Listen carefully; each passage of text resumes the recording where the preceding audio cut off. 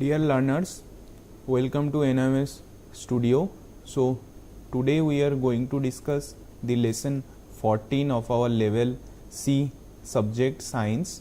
So our today's topic of discussion is the natural calamities and disaster management. So we all know that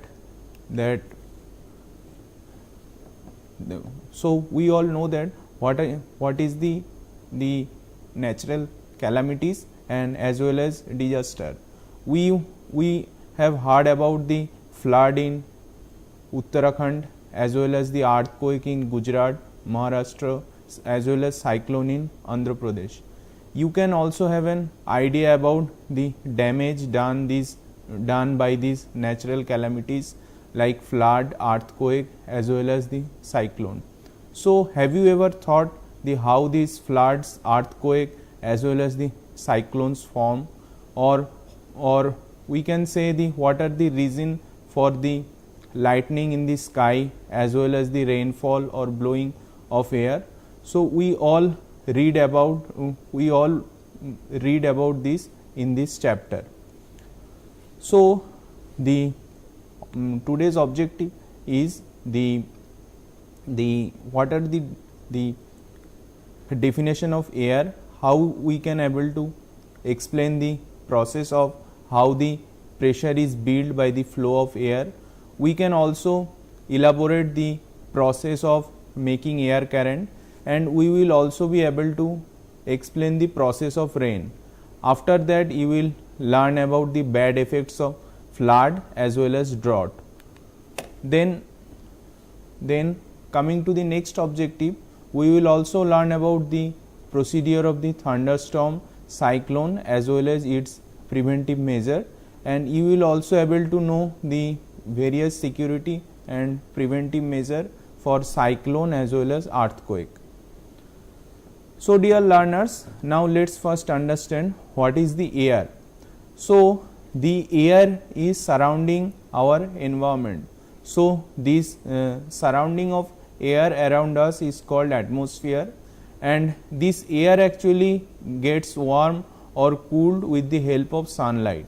So when sunlight falls on the earth, so earth's surface gets hotter, and when the air with the land or air adjacent the land, they also gets hotter through the process of conduction and convection. So when this air becomes hot, it gets thinner or it can go upward. When it goes upward, the cooler areas from surrounding area comes to fill the space. So in this way air moves in our atmosphere.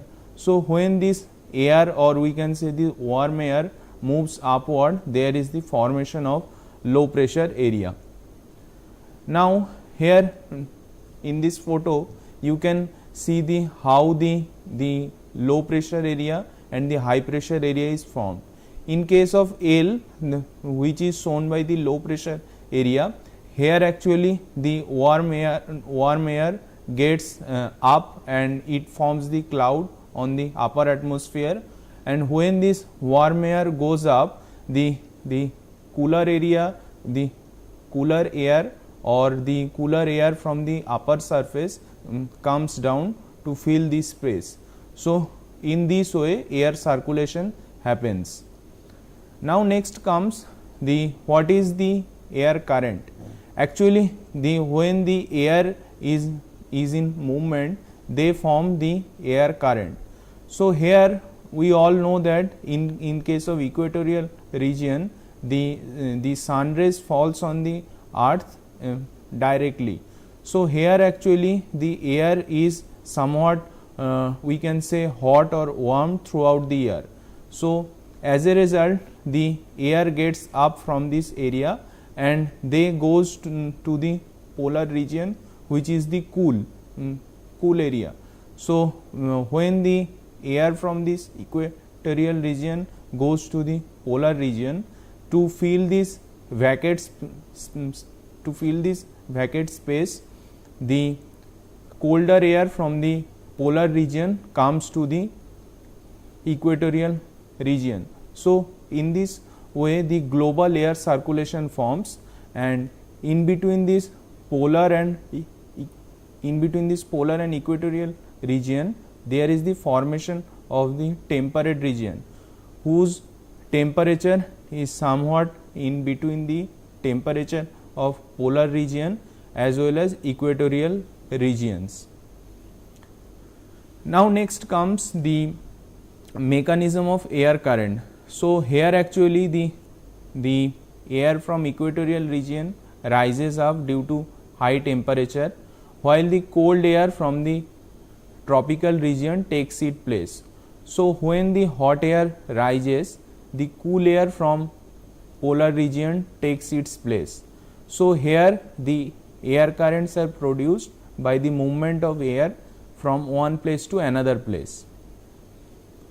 Then comes the direction of air current. So here actually the air can move towards any direction. It may go to north, east, west or south. However, there is a principle in the air movement. So actually air moves from the region of high pressure area to the region of low pressure area. However, the air can flow in the straight direction. However, in reality the air flow is not in the straight direction, and it's caused due to the rotation of earth. So here this effect or this phenomena, that is the alteration of the flow of air direction due to the rotation of earth, it is called the Coriolis effect.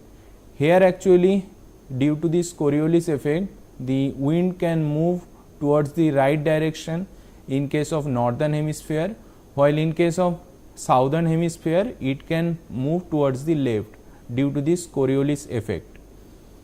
So now let's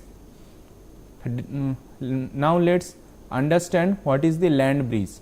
Actually land breeze is a type of local wind which is caused by the unequal heating as well as cooling of land and its nearest water body. So this land breeze this actually happens in night. Here actually in night the land cools down faster than the sea, as and we all know that in case of sea the water has high specific heat. So here actually the water or the heat loss from the water body of the sea is much less.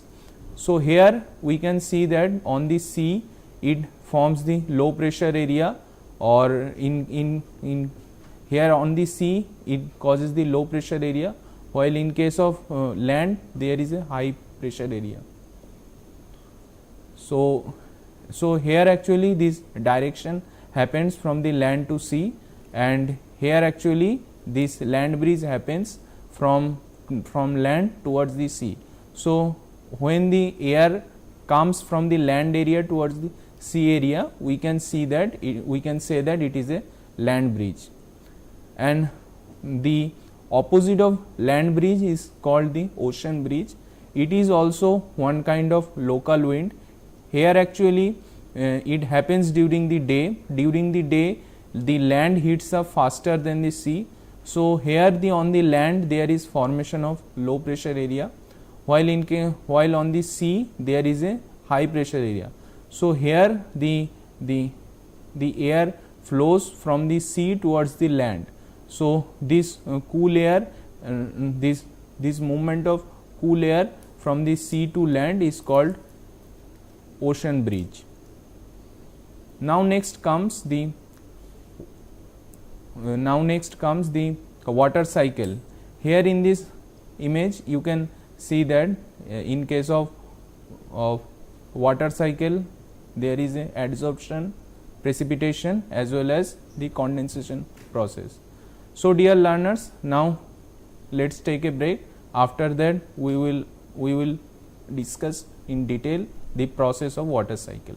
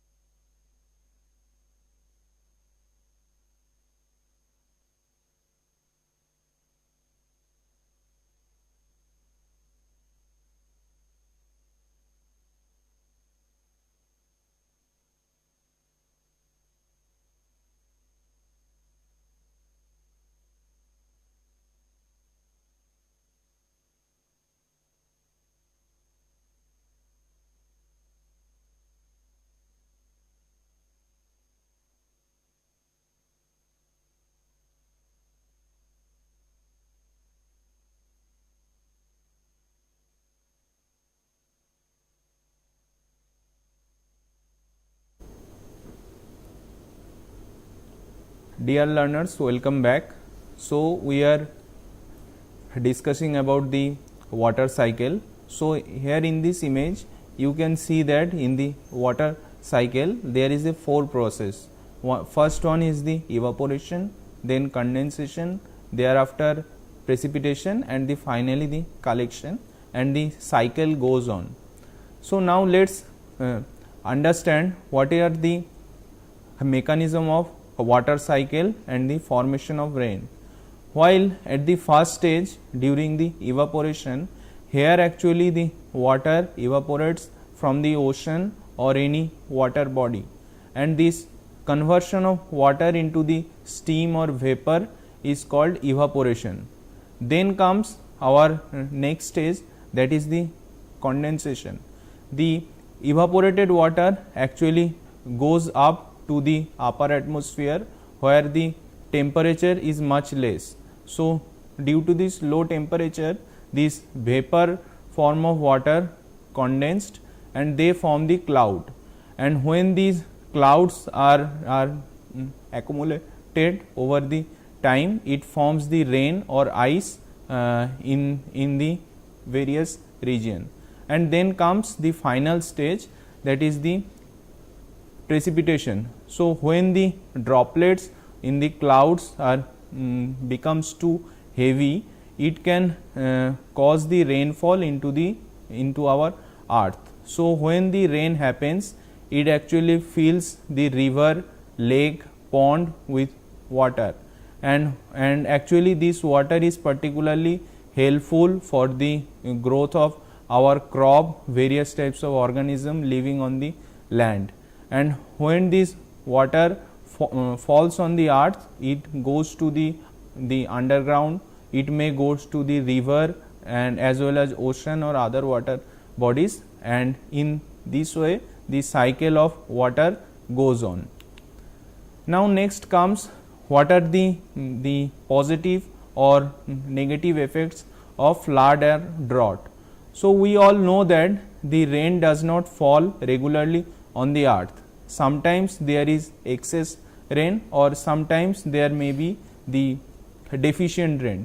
However, when the rain falls on the earth for a long period of time, it actually inundates the various water bodies as well as the land, and when this water starts spreading on the land over a large area, it can cause the flood.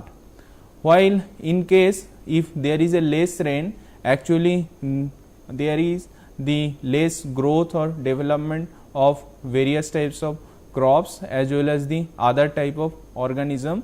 Actually there may, for other type of organism, there may be the shortage of water for drinking. So here actually if the deficiency of rain continues for a long period of time, it may cause the famine or drought like situation. So it both of these, flood as well as drought, are harmful for the human. Now next comes the thunderstorm and cyclone. Here actually these two words are actually natural event. These can cause the several damage to the various human as well as the natural bodies. So here actually these are two kind of disaster, these thunderstorm and cyclone, and they are very difficult to manage, and these two type of disaster actually form in the tropical condition.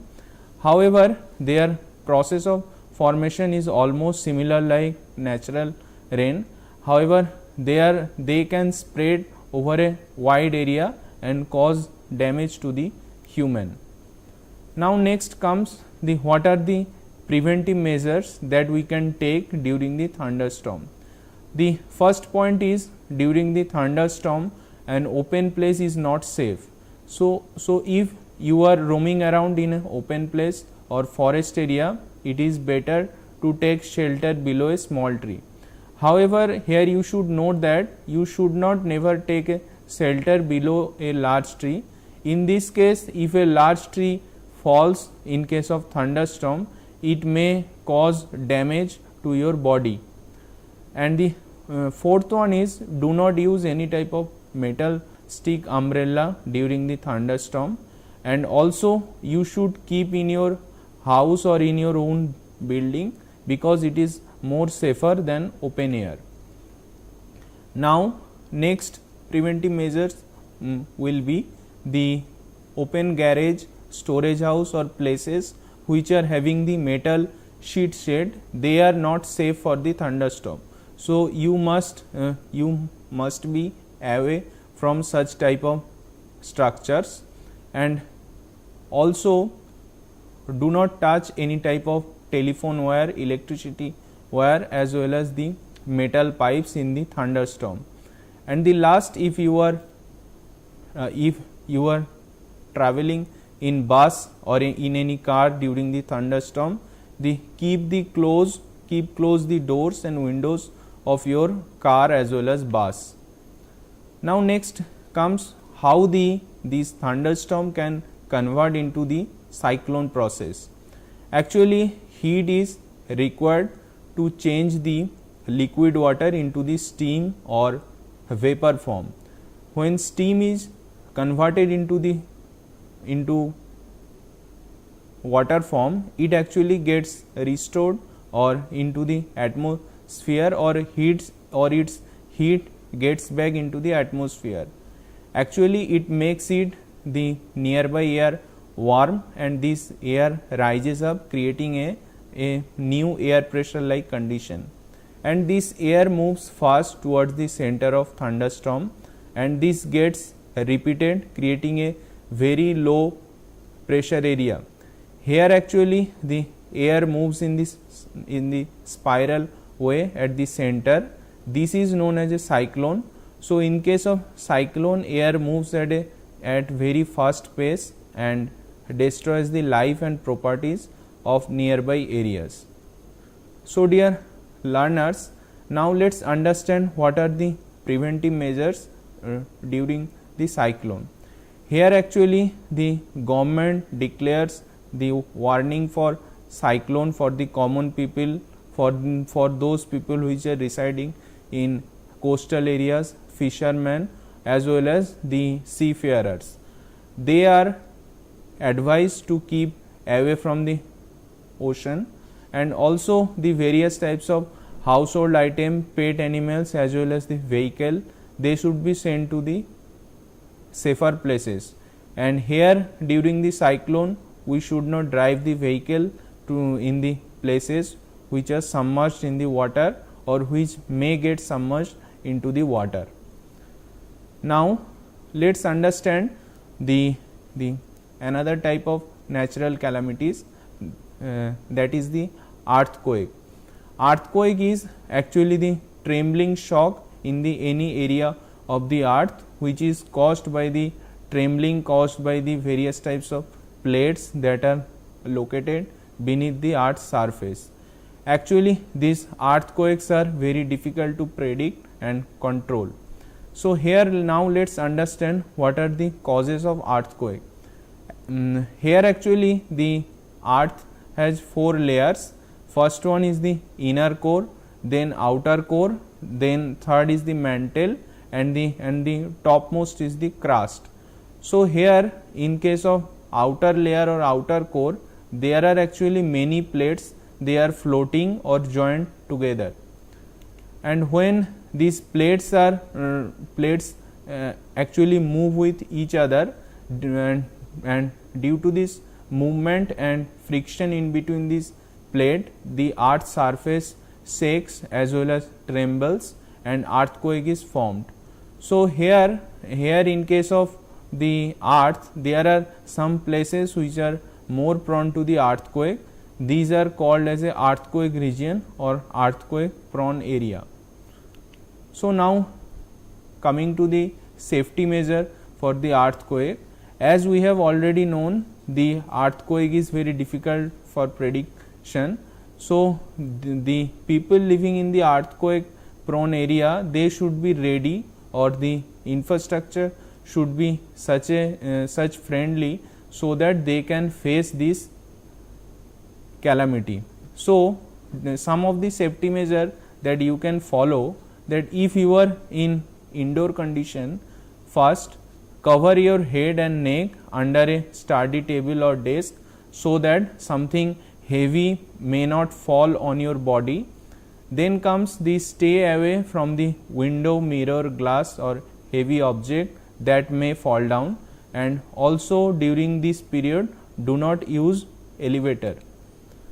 Then comes, if you are in outdoor like condition, you must move to an open area that is away from any type of tall building, tree, street light as well as the power line. Then comes the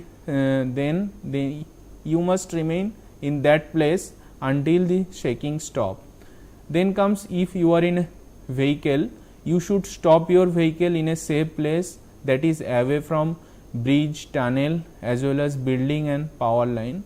And when this earthquake happens, you should stay inside the vehicle until the shaking ends.